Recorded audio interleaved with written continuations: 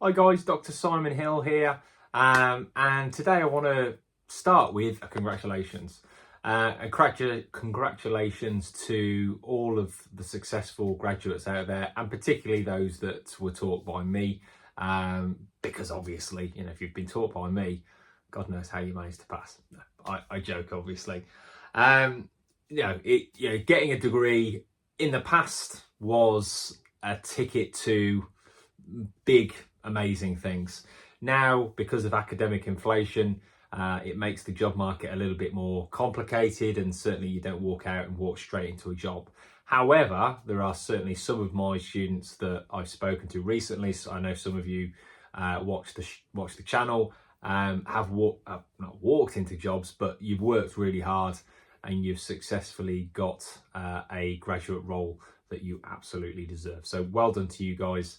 And keep up the good work. What I wanted to focus on today is very much connected with getting a job and being successful in whatever your career might be, whether that's property investing, whether that's business, but being just a little bit better than average can make the world of difference to your success. So if I think about all of the students that I've taught over the years and the number of times I've asked to see CVs and review CVs and things like that, it's amazing how many of these CVs blur into one, because they often focus on things like being a team player or being able to work individually really well. Great, well done, good for you. Who cares? So can everybody else. Everybody says that they're a team player. Everybody says that they're great at working individually. Everybody says that they're great at time management. But how many actually are? And I'd imagine actually it's not that many. And that's where I often advocate being honest in these types of occasions. So rather than just saying, oh, I'm a great team player, say I work well as a team, but I absolutely knock the ball out of the park, very Americanism, when I work alone. I'm really good at working alone. That's not to say that you don't work well as a team, but you're being honest. You're clear about what it is that you do. And it's the same when you go into interviews.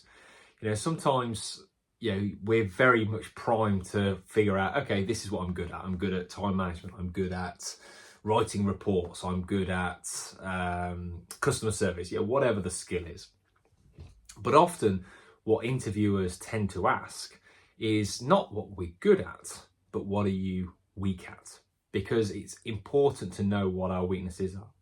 Is it that, actually our time management isn't so great? Is it that we struggle with motivation sometimes? Whatever your weakness, and you of course have one. I absolutely have plenty of weaknesses that I know I need to work on. But I've got a plan.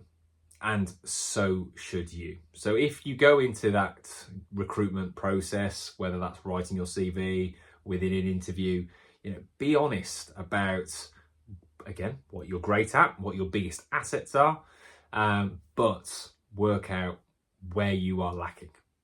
And follow that up with, this is my plan, this is how I'm working on that weakness, this is how I'm aiming to change that approach. So just be, again, slightly above average. If average is here, just a couple of percentage points above that will make you stand out from the crowd. Another key thing that I often kind of makes me laugh, because it often gets overlooked, is the presentation of things like your CV.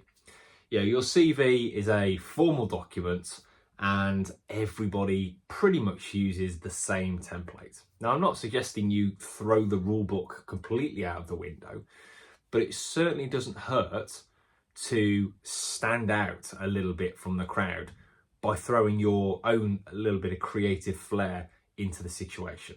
Now, you might keep the rough same structure and maybe, create an infographic, a timeline, a little bit of colour, an image. I know there's certainly lots of talk about whether you should use an image, whether you shouldn't use an image. Personally, I have an image of me, but I also am a white male, and I realise that there may be some I may have some benefits in terms of being a white male, the whole white privilege thing. I don't know, difficult to say, but that's what I do. But even if it's not using an image, using, again, some little bit of graphic design, and we can all do a little bit of graphic design if you've used any tools like Adobe Express, I think it's called.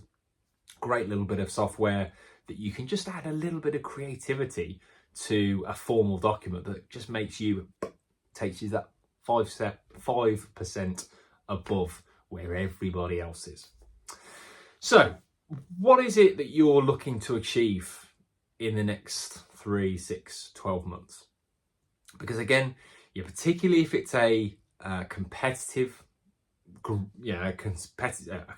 space, whether it's the job market, whether that's going out there and getting a different career path. Remember, you have to just be a little bit higher than everybody else. So, and again, everybody else, there'll be that average line. So just figure out, how can I boost myself there? And you can, be confident in what you're saying, how you address yourself, but there are lots of other elements as well. Again, CV, how you present yourself in an interview. What you wear, is very much key in a lot of instances. So be aware of that and take it into consideration. So that's it for today's little snippet. A little bit shorter than normal, but hopefully you found it useful. As always, if you've got any comments, thoughts, ideas for other videos, please do leave those in the comments, and I will get back to you and hopefully add them in the future. And also, I'd like to start kind of giving shout outs to my followers. So if you like the stuff that I do, please do let me know that, and I will be sure to give you a little shout out in follow-up videos to say hello and to say thank you for watching. So thanks again, take care, have a good day.